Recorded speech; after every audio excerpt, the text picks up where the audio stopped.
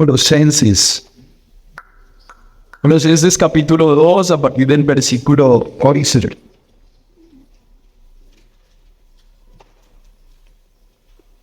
Leemos la Nueva Biblia de las Américas. Y la idea es que ustedes puedan tener los ojos en el texto siempre y seguir con nosotros la enseñanza acerca de lo que Dios ya enseñó en su palabra. Vamos a leer juntos el texto. Ok, los niños pueden pasar con Mari. Mari está en la parte de allá, levantan la mano Mari. Vamos a tener un tiempo especial con Mari. Ellos están preparando un tiempo bien significativo con los niños y vamos a seguir mejorando en todo eso. Así que los niños pueden pasar con Mari. Vamos a leer entonces Colosenses capítulo 2, versículo 11 en adelante, del 11 al 15. Dice así la palabra de Dios.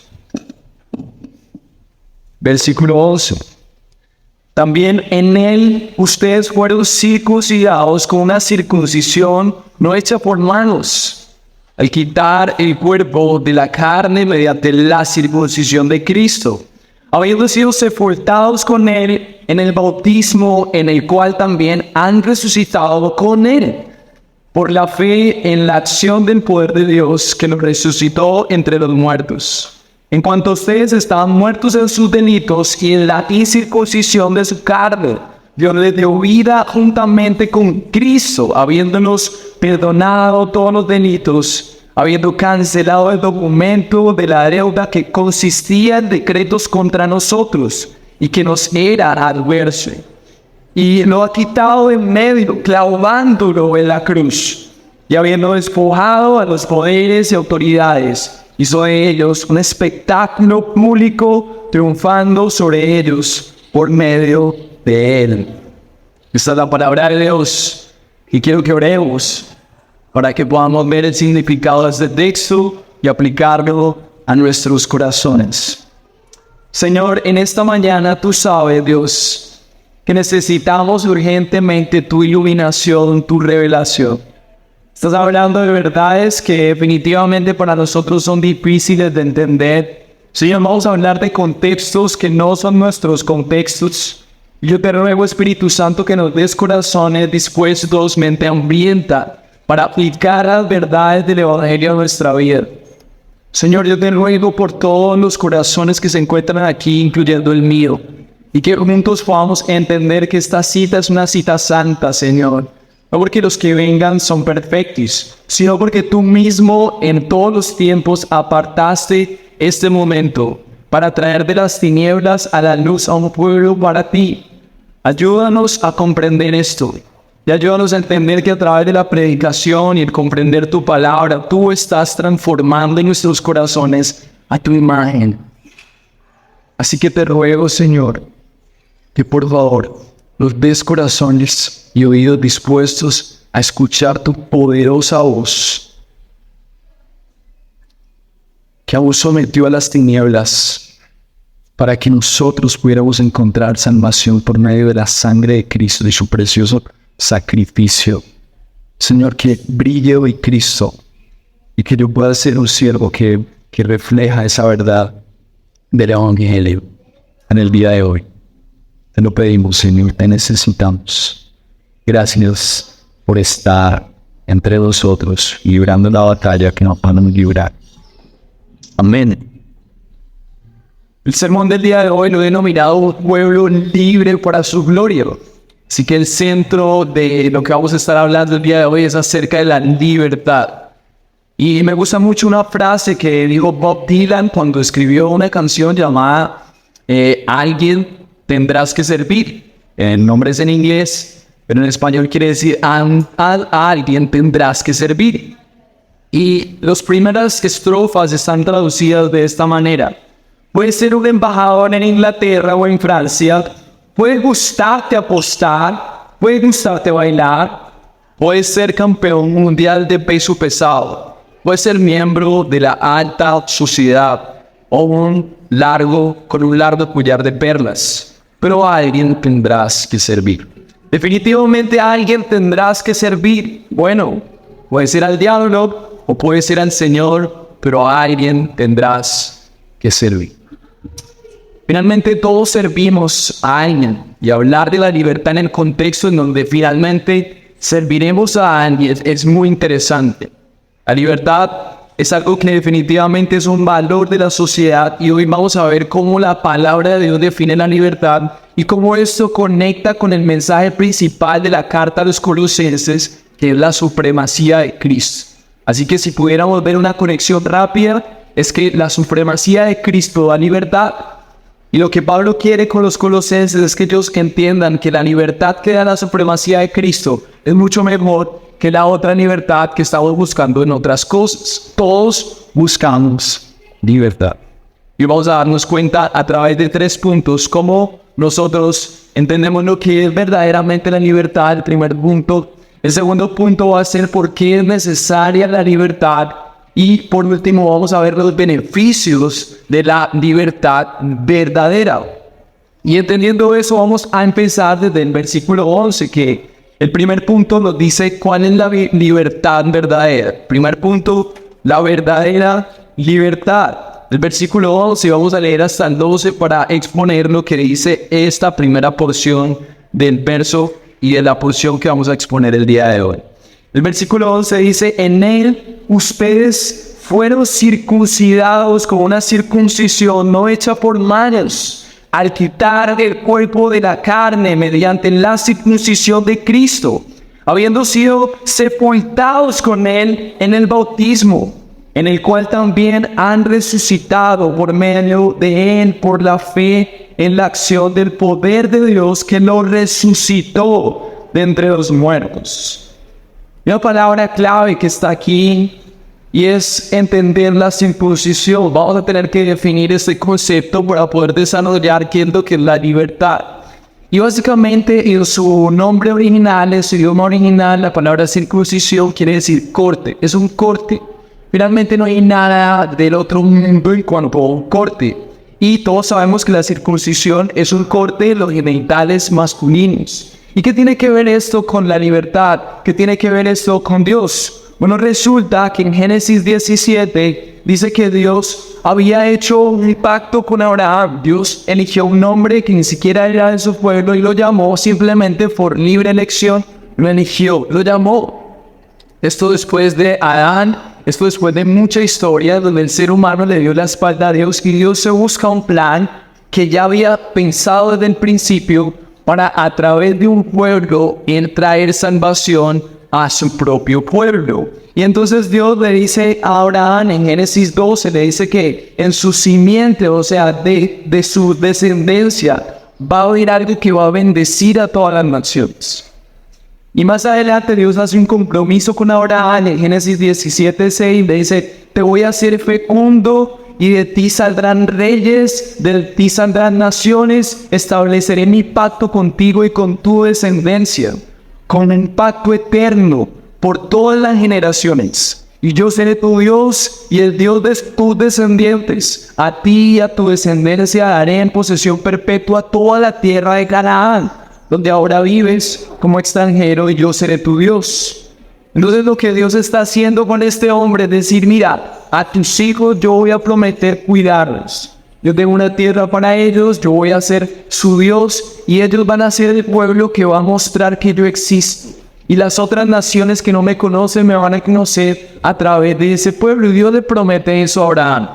No por ser bueno, no por ser perfecto, sino porque Dios quiere prometerlo a él y él necesita llevar a cabo sus propósitos a través de Abraham y lo llama para eso. El versículo 9 del capítulo 17 nos presenta la conexión de esta promesa con la circuncisión. Dice: Dios también dijo a Abraham: cumple mi pacto, tú y toda tu descendencia por todas las generaciones, y este pacto que establezco yo contigo y con tu descendencia, el cual todos deben cumplir. Dios le dice a Abraham: todos deben cumplir esto. Para cumplir mi pacto, dice, todos los varones entre ustedes deberán ser circuncidados. Y entonces esto nos muestra que el pueblo de Dios desde el principio tenía una señal física para recordar que ellos eran el pueblo que a partir de su descendencia iban a traer bendición a otros. Entonces todos los hombres del pueblo de Dios tenían una circuncisión. Y eso les recordaba que los hombres, como eran los encargados de procrear, siempre les recordaría eso que había en sus cuerpos, que de su descendencia ellos iban a bendecir a muchas naciones. Pero resulta que en el Nuevo Testamento hay un cambio de circuncisión. Y miren lo que dice en versículo 11, volvemos a Colosenses, ahora que entendemos la circuncisión y lo que significa. Entonces en versículo 11 dice, también en ustedes fueron circuncidados ¿con qué? Con una circuncisión no hecha por manos. Así que nos damos cuenta que en el Nuevo Testamento Dios ya no exige la circuncisión. Gloria a Dios. Lo que Dios exige ahorita es una circuncisión del corazón y ahorita vamos a ver de esto. Entonces dice Pablo aquí, dice, una circuncisión no hecha por manos.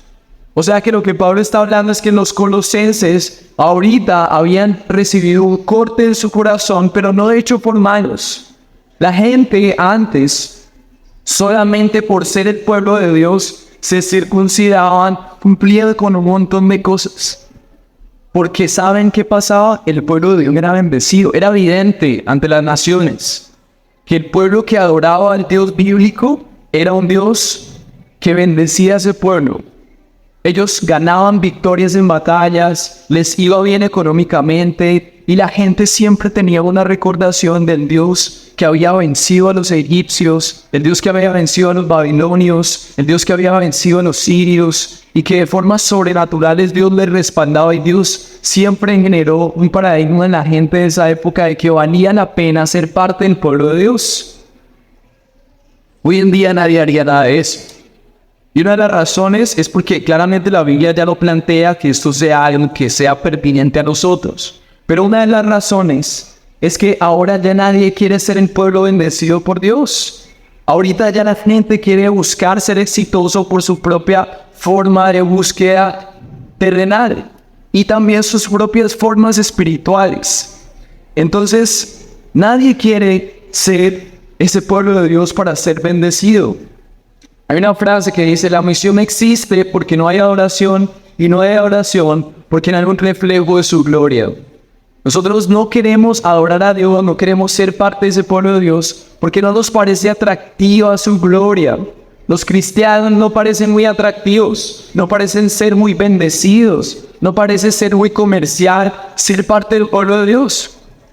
Recuerdo una encuesta que hacíamos en las universidades para hablar a la gente de Jesús y una de las preguntas que hacíamos era una pregunta acerca de qué es lo que más te apasiona o qué harías si solamente tuvieras 24 horas de vida.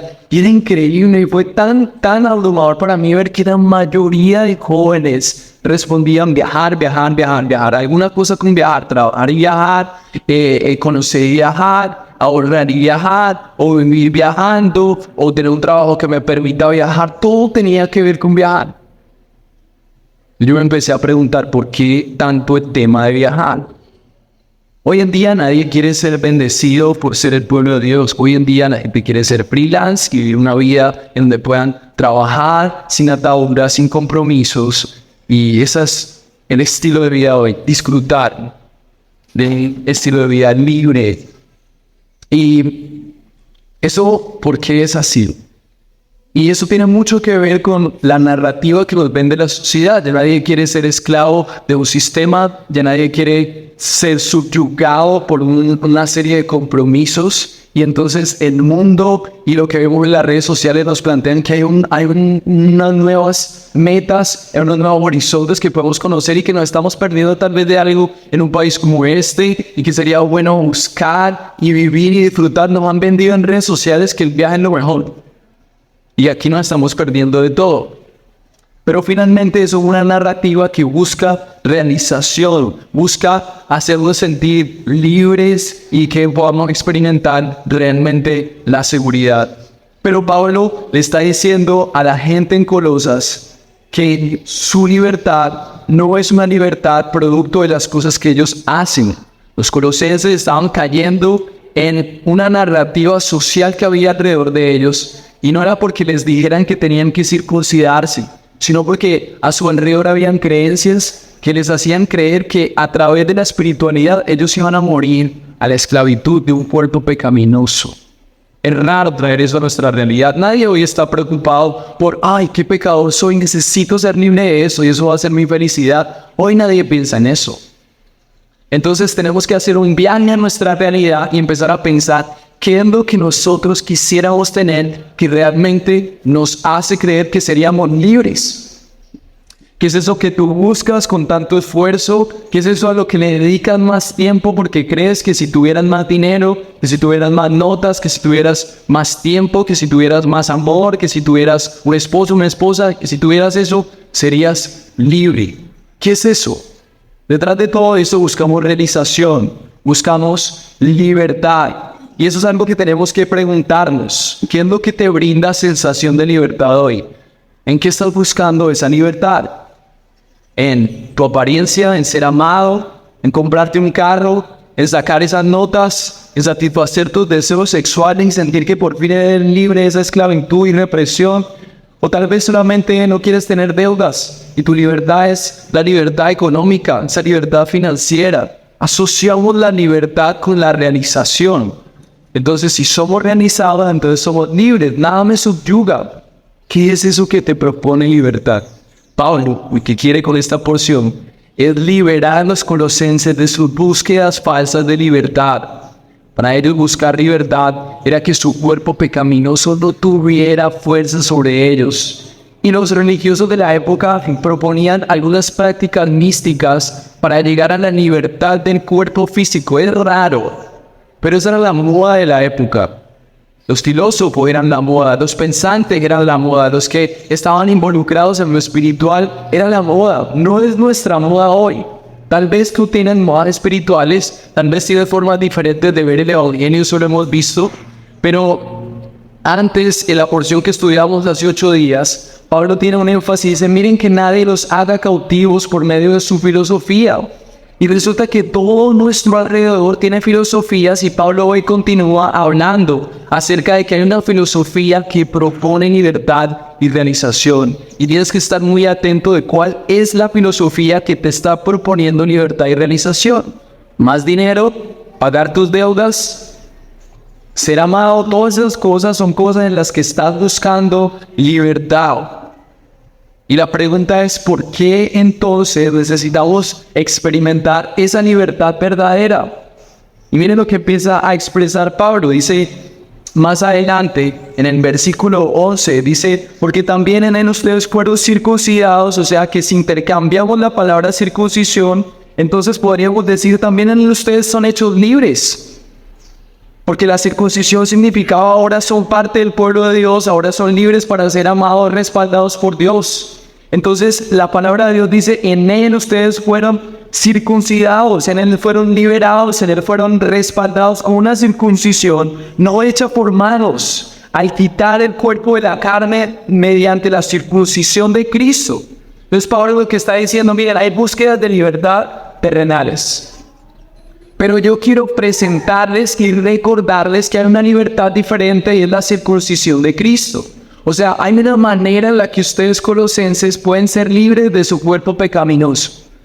Y si pudiéramos traducirlo a tu realidad, predican el evangelio a eso en lo que tú estás buscando libertad. Hay una manera en la que tú puedes ser libre de la realización económica, porque es una falsa libertad. Ahí no vas a encontrar libertad.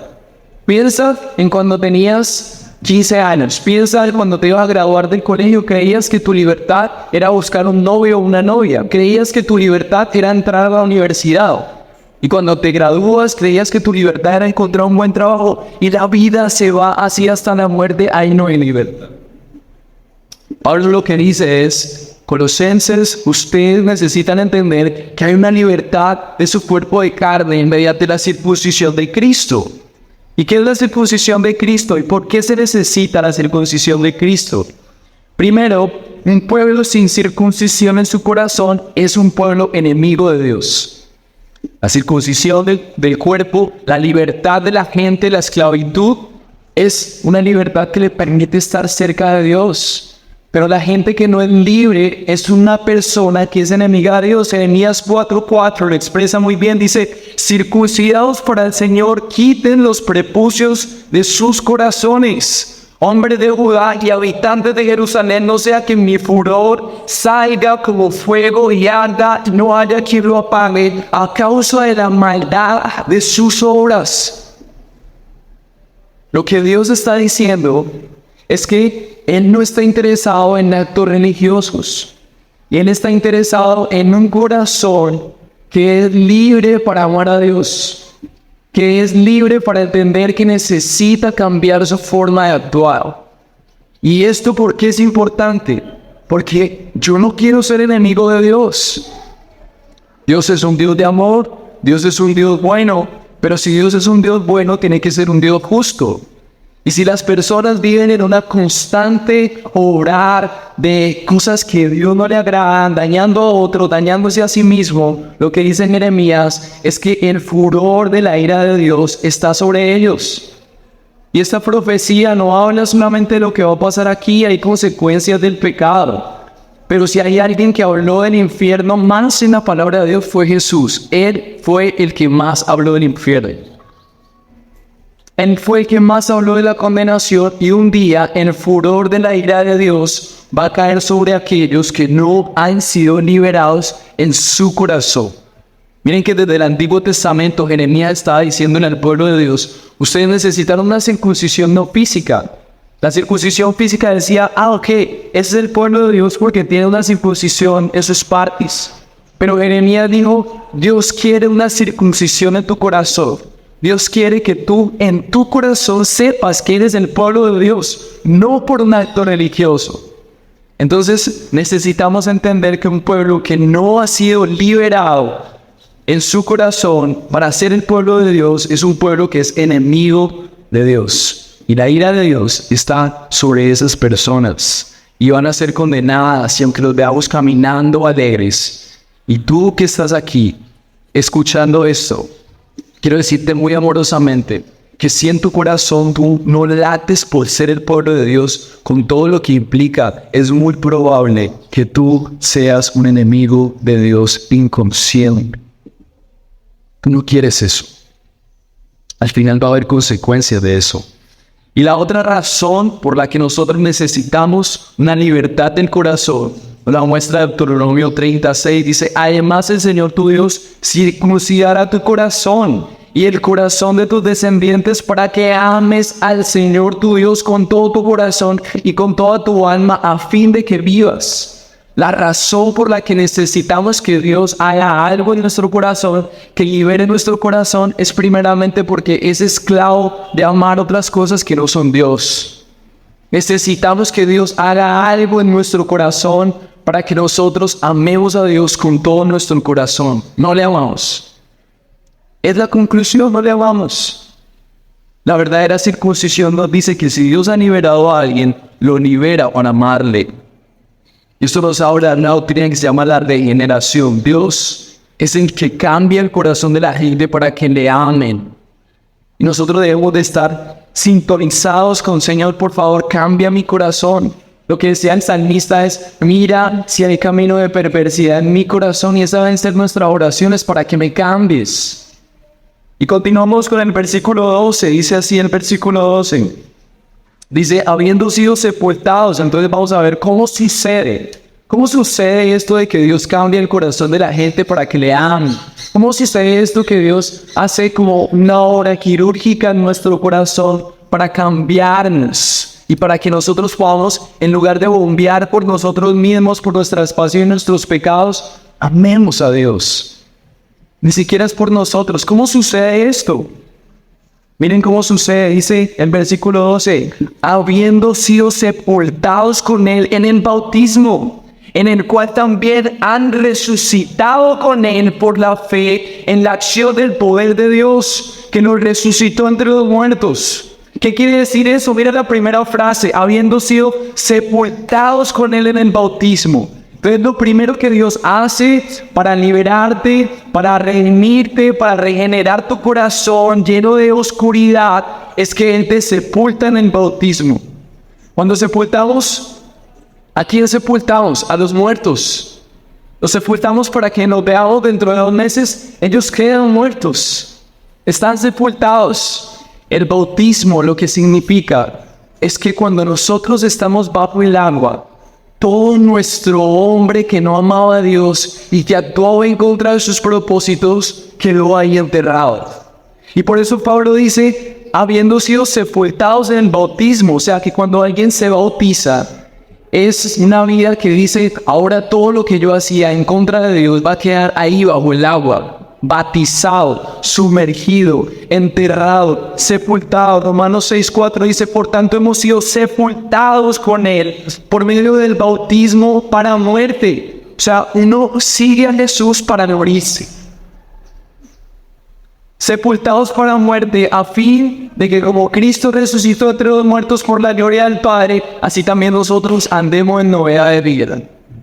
¿Se habían explicado esto de seguir a Jesús? Uno sigue a Jesús para morir uno y que se levante Cristo en la vida de uno. Cuando decidimos por Jesús, hay un funeral. Cuando decidimos por Jesús, hay un funeral de un hombre lleno de pecado y amante por las cosas que a Dios no le agrada. Una mujer que ama el materialismo, la superficialidad y muere. Muere por fe. La fe es que Dios hace una regeneración del corazón y mata la persona que amaba solamente las cosas de este mundo y resucita a Cristo. Eso dice Romanos. El cual también ha resucitado, dice el versículo 12. La segunda parte después de la coma dice en él, el cual también ha resucitado en él. Por la fe en acción del poder de Dios que lo resucitó entre los muertos. Lo que quiere decir esto es que cuando ponemos nuestra confianza en Él, no solamente quedamos muertos ahí y muere alguien y queda un zombie, no, resucita el mismo poder que Cristo le levantó de la muerte. Se levanta un nuevo hombre, una nueva mujer que ahora ama a Dios. Y amar a Dios se convierte en la nueva circuncisión. Ahora, amar a Dios, obedecerle a Él, se convierte en la manera en la que tú estás seguro de que eres el pueblo de Dios, que eres respaldado por Dios, que Él te guía, que Él está contigo, que Él te cuida, que te provee. Entonces, eso significa la verdadera libertad. Ya no depende de tus esfuerzos, ya no depende de cuánto dinero hay en el banco, ya no depende de si te aman o no, depende de un Dios que es todopoderoso y está al control de tu vida. Eres libre, estás tranquilo, eres amado, estás cuidado, estás seguro. Tito 3:5 dice, Él nos salvó no por obras de justicia que nosotros hubiéramos hecho, sino conforme a su misericordia por medio del lavamiento de la regeneración y la renovación por el Espíritu Santo. Dios, por medio de la fe, cuando confiamos en Él, está regenerando. La palabra regeneración es volver a crear. Cuando ponemos nuestra confianza verdaderamente en Jesús como nuestro Salvador, Dios te crea nuevamente. En el espejo te ves igual. Con el tiempo vas cambiando. Hasta hay gente que dice que uno parece como rejuvenecer. Pero Dios lo que realmente está haciendo es un cambio del corazón. Hay evidencias de tus afectos. Estamos totalmente impedidos, depravados de elegir al Señor, y el Señor entra en nuestro corazón y lo cambia para que palpite por sus cosas, para que quiera hacer lo bueno, para que quiera obedecerle, para que ame la iglesia, para que ame su palabra. Es un lavamiento completo. ¿Y eso cómo será? En la acción del poder de Dios, dice el versículo 2, en la acción del poder de Dios que lo resucitó a Cristo de los muertos. El mismo poder que tuvo Cristo para decir, voy a morir hoy, pero resucito en 3 días. Yo mismo me resucito a mí mismo por el poder que tengo sobre la muerte. Asimismo, Dios obra por la libertad en aquellos que confían en Él. Y es muy importante preguntarte eso. ¿Puedes ver la libertad? La libertad se traduce en amar a Dios, en obedecerle, en entenderle a Él. Y eso puede generar una pregunta. ¿Por qué entonces yo voy a necesitar eso? Tal vez yo estoy bien así. Tal vez me siento cómodo con la vida que tengo. Entonces la pregunta es, ¿por qué yo voy a necesitar todo esto que circuncisión, que Dios, que el cambio de corazón? Yo me siento bien, yo no le hago daño a nadie. Yo no necesito someterme a todo eso de la palabra de Dios. Yo creo en Dios, pero yo no creo en la iglesia y yo sigo a Dios a mi manera. ¿Por qué nosotros necesitamos de esa libertad? ¿Por qué es necesaria la circuncisión del corazón? El versículo 13 dice, y cuando ustedes estaban muertos en sus delitos y en la incircuncisión de su carne, Dios les dio vida juntamente con Cristo, habiéndolos perdonado de todos los delitos.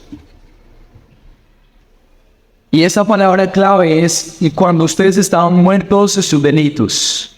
¿Qué significa estar muertos? ¿Por qué es tan importante ser libre? ¿Por qué es tan importante que Dios cambie tu corazón? ¿Por qué es tan importante que aún si has creído en Jesús, Dios siga haciendo esa obra de regeneración diaria? ¿Por qué es tan importante?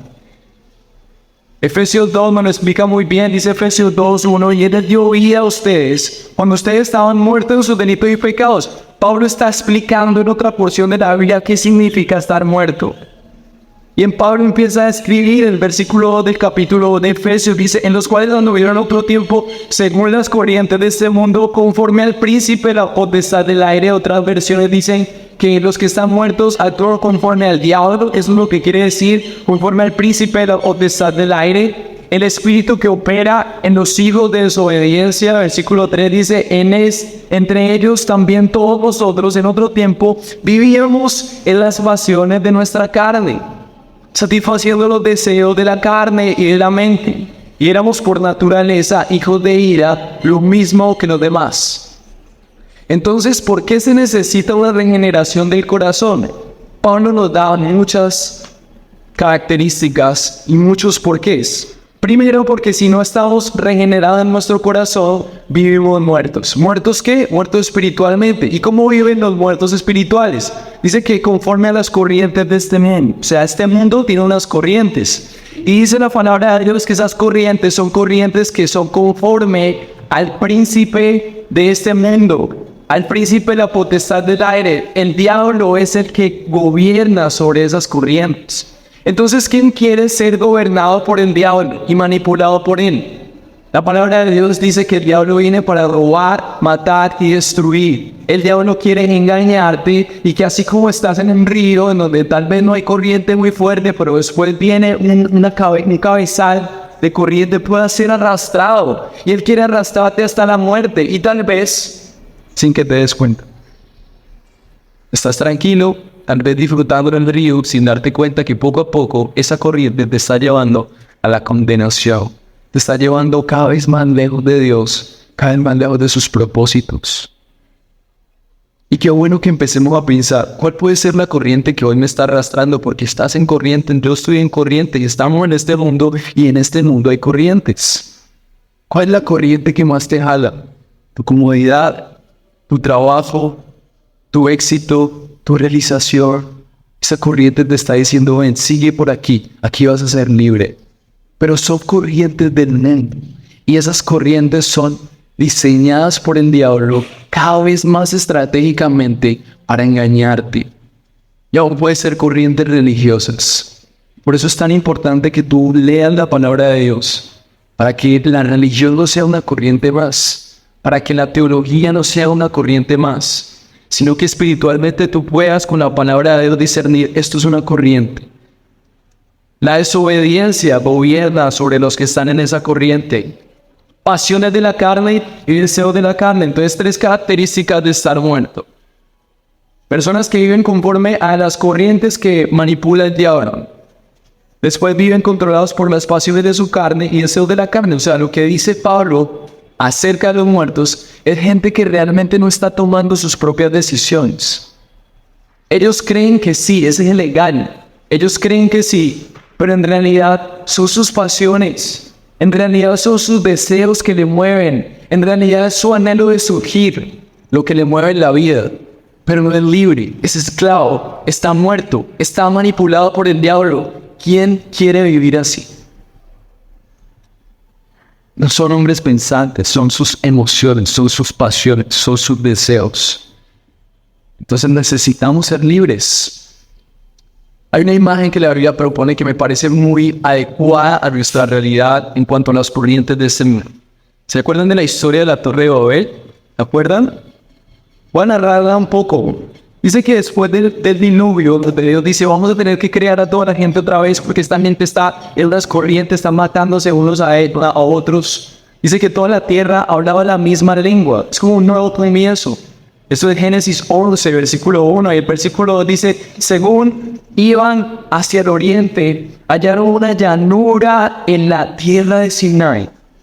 Y se establecieron allí. Y se dijeron unos a otros, vamos, fabriquemos ladrillos, cosámoslos bien. Y usaron ladrillo en lugar de piedra y asfalto en lugar de mezcla. El versículo 14 del capítulo 11 de Génesis dice, y luego dijeron, vamos, edifiquemos una ciudad y una torre cuya cúspide llegue a los cielos. Y hagámonos un nombre famoso para que no seamos dispersados sobre la superficie de la tierra. Tres características de estos hombres que estaban en corrientes diferentes a las de Dios. Miren, pongan mucho cuidado.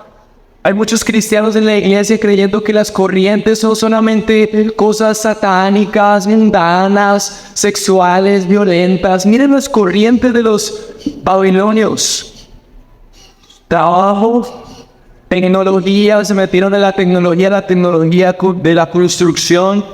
Pero todo el propósito de ese esfuerzo es para que alguien pudiera decir, ahí están ellos. Estaban buscando gloria, estaban buscando reconocimiento, estaban buscando evolución. Se parece mucho a la sociedad occidental. Queremos ser más adinerados, queremos ser más fuertes, queremos tener un poco más de dinero. ¿Quién dice que eso es malo? Mira lo que dice la palabra de Dios. Querían gloria, hagámonos a un nombre famoso. Y miren los propósitos de ellos, parecieron que no eran malos, se parecen mucho a los nuestros. Dice, ¿para qué? ¿Para qué querían construir? Para que no seamos dispersados sobre la tierra. Ellos querían estar seguros, ellos querían proteger a sus familias, querían proveer para ellos, querían establecerse en un lugar que fuera una ciudad adecuada. La planicie parecía un buen lugar. Son propósitos nobles, ¿no? ¿Saben cuál era el problema? Que ellos estaban buscando gloria a ellos mismos. El problema era que su identidad, su seguridad, su libertad no estaba en Dios. Estaba en sus propios esfuerzos. Y el problema de esto es que ellos estaban buscando seguridad en lo que podían producir por sus propias manos. Y eso no es cierto. Nada de lo que produzcamos por nuestras propias manos va a brindarnos la seguridad que tiene el que realmente está al control de todo. Entonces Dios descendió para ver la ciudad y la torre que habían edificado los hijos de los hombres y dijo, el Señor son un pueblo y todos ellos tienen la misma lengua. Eso es lo que han comenzado a hacer y ahora nadie se los va a proponer como algo imposible. La palabra de Dios dice, esto es lo que han comenzado a hacer y ahora nada de lo que se propongan hacer les será imposible. Vamos, bajemos y confundamos allí su lengua para que ninguno entienda el lenguaje del otro. Dios estaba haciéndole un favor porque ellos estaban buscando construir una seguridad fuera de Dios. Todos buscando libertad, realización fuera de lo que Dios plantea como la seguridad, Él mismo, su amor, su provisión. ¿Por qué buscas tanto esfuerzo en tu trabajo? Estás buscando realización, libertad. ¿Por qué anhelas tanto casarte, ser amado? Porque estás buscando esfuerzo, con esfuerzo, libertad, realización y todo lo demás. Estamos buscando gloria. Queremos estar seguros en el futuro, pero sin Dios, nuestros propios planes. Y es una característica de los muertos espirituales.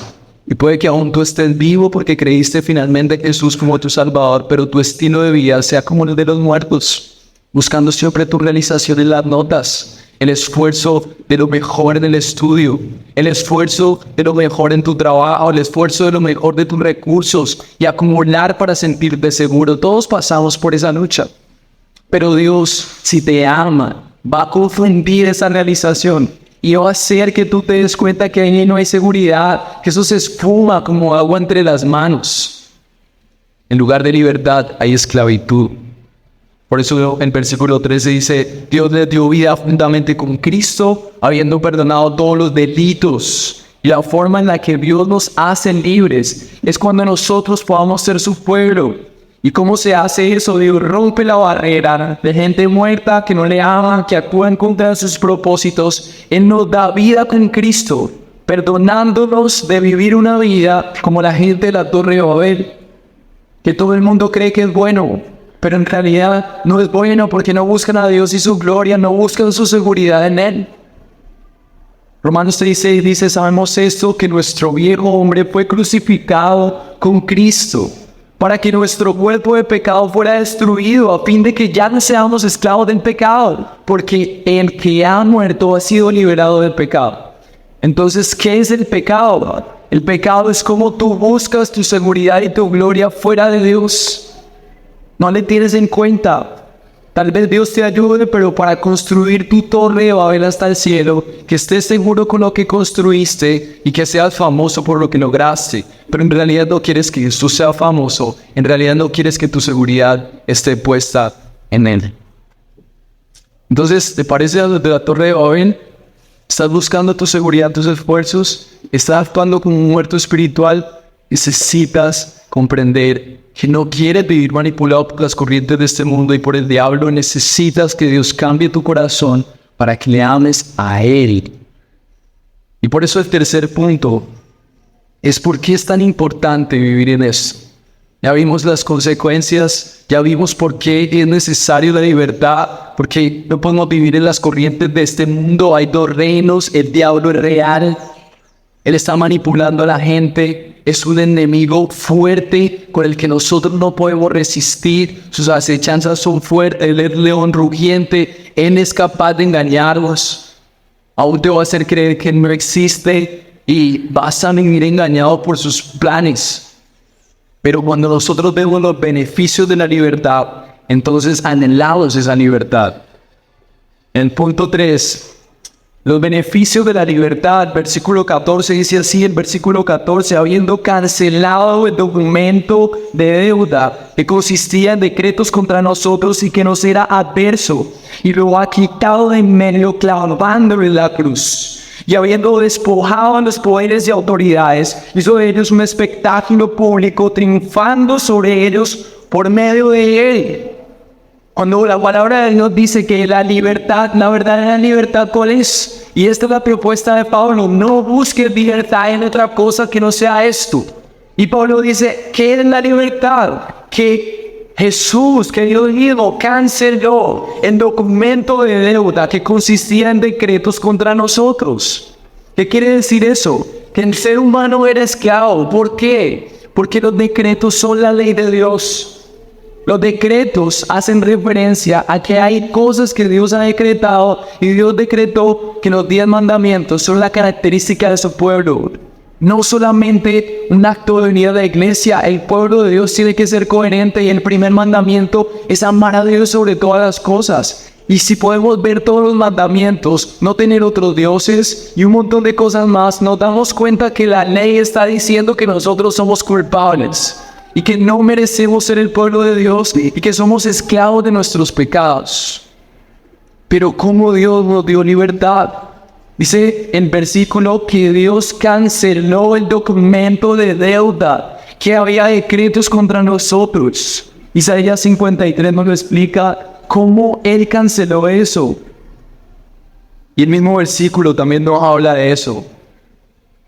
Había adversidad de la ley contra nosotros. Pero mire lo que dice, lo ha quitado de en medio clavándolo en la cruz. ¿Qué significa eso?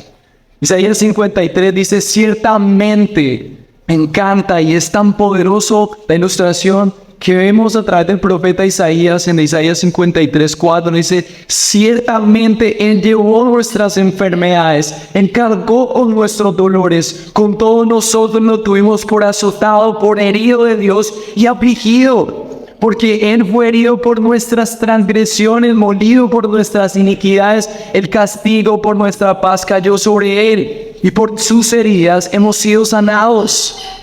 Entonces lo que Dios está esperando de la libertad es que nosotros entendamos que el pecado nos tenía esclavos. Éramos esclavos de nuestra propia pecaminosidad y eso nos tenía lejos de Dios. Pero Cristo llevó en la cruz nuestras condenas, llevó en la cruz nuestra culpa, llevó en la mano la separación que había entre Dios y nosotros. Y cuando Pablo dice clavándolo en la cruz, fue Cristo que fue clavado, pero Cristo tenía sobre él todos nuestros pecados y todas las cosas que nos hacían culpables y esclavos. Entonces no hay deuda, somos libres. La ira de Dios ya no está sobre nosotros. El versículo 15 de Colosenses dice, habiendo despojado los poderes y autoridades, hizo de ellos un espectáculo público, triunfando sobre ellos por medio de él. Este es el escenario que más pinta a Jesús como un campeón victorioso. La libertad fue ganada por un campeón que asumió sobre su cuerpo tus pecados que te alejaban de Dios y que le condenaban. Él se fue a la cruz para recibir el castigo que tus pecados y mis pecados merecían. Pero cuando Él resucita, entonces dice la palabra de Dios en Colosenses, que cuando Él despoja a las autoridades, hizo de ellos un espectáculo público, triunfando sobre ellos por medio de Él. ¿Qué quiere decir eso? Que cuando Jesús resucita, está la imagen de un campeón romano. Cuando ganaba victorias sobre sus otros emperadores, Él lo que hacía es volver a celebrar con su pueblo, pero no celebraba de cualquier manera. Él venía otra vez a la ciudad a la que pertenecía y traía a los reyes que había vencido, a los reyes de las otras ciudades, pero ya no se veían como reyes, estaban derrotados, estaban ultrajados, ya no tenían corona, ya no tenían fuerza, y la gente victoriaba, el campeón ha ganado, hemos ganado, pero los otros reyes estaban totalmente despojados de su poder, despojados de su gloria, despojados de sus riquezas. Entonces Pablo lo que quiere decir a los colosenses, la verdad de la libertad, es que Dios, a través de su resurrección, el rey que gobernaba sobre tu vida, es decir, el diablo, es decir, los demonios sobre los cuales tú no tienes la capacidad de vencer, el enemigo es un enemigo fuerte. Cristo cuando resucita, cita a las personas que han confiado en Él de las garras del diablo y hace un espectáculo triunfal en las ciudades, en la ciudad de su reino, en la ciudad de nuestro corazón, celebrando que nuestra vida ya no le pertenece a Satanás, porque Él ha pagado por nuestras derrotas y ha pagado por nuestros pecados. El rey falso, el príncipe de este mundo, nos tenía bajo su posesión, pero cuando nosotros ponemos nuestra confianza en Jesús, aunque nosotros no podíamos enfrentar ese poder demoníaco que existe, Jesús despoja los poderes que estaban sobre nosotros y hace un desfile triunfal exponiendo su victoria sobre ellos, pagando por nuestros pecados. La estrategia del enemigo es acusarte por tus pecados, acusarte por tu negligencia, acusarte por lo que has hecho. Pero Jesús pagó y se presentó delante de Dios, reemplazando tu vida, para que tú hoy no tengas de qué ser acusado. El diablo ya no tiene posesión sobre aquellos por los cuales Dios ha pagado un precio de sangre. Quiere decir que el enemigo más fuerte que no podías vencer ya ha sido vencido y que eres libre. Ya no hay nada que te limite. La libertad, así como dice el sermón, un pueblo libre para su gloria, es saber que tu carne, lo que no amaba a Dios, ahorita es quitado de su poder. Seguimos pecando, pero el poder que había en la carne ya no existe. Porque ahora reina el verdadero rey. La manipulación del diablo sobre tu vida ya no tiene poder. No porque has hecho algo bueno, sino porque Dios, a través de Cristo, ha pagado la libertad por ti. Entonces los beneficios de la libertad es que ahorita Ya no tienes esos dos enemigos sobre ti. Y además de eso, eres libre para amar. Por fin eres libre para tener una familia verdadera. Eres libre para perdonar, para soñar. Eres libre para comenzar de nuevo. Pero sobre todo eres libre para entender que la verdadera libertad no es hacer lo que quieres. La verdadera libertad es hacer lo que Dios desea, porque Dios es bueno y desea lo bueno para ti. Él ha pagado un precio. Buscan en su palabra, habla a otros de la libertad verdadera. Usa la libertad para honrar a aquel que te ha liberado. Eres libre para hacer la voluntad de Dios. Nadie en este mundo es libre para hacer la voluntad de Dios, excepto por los que Dios ha pagado y les has hecho libres de su carne y les ha apartado de ese reino de las tinieblas que les sometido. Hay dos opciones hoy. Si tú te sientes esclavo, tal vez hoy sea el día donde tú puedas decir: Señor, yo quiero aferrarme a esa victoria y ese desfile triunfal. Quiero ir detrás de ti en ese desfile triunfal. Pero por otro lado, queremos estar reconociendo que si hemos confiado en el Señor como aquel que nos ha liberado, entonces necesitamos ser coherentes a esa libertad. Y necesitamos decir: Dios, soy libre, pero para honrarte. Soy libre para vivir para ti. Soy libre para ser un ejemplo en mi familia. Y soy libre para concentrarme que mi mayor libertad eres tú. Así que terminemos este tiempo orando en arrepentimiento y fe, reconociendo que hemos buscado libertad en otras cosas y que necesitamos recordar que la verdadera libertad es que ya no somos esclavos de nuestro pecado y el diablo que nos sometía. Oremos. Señor, gracias por esta mañana.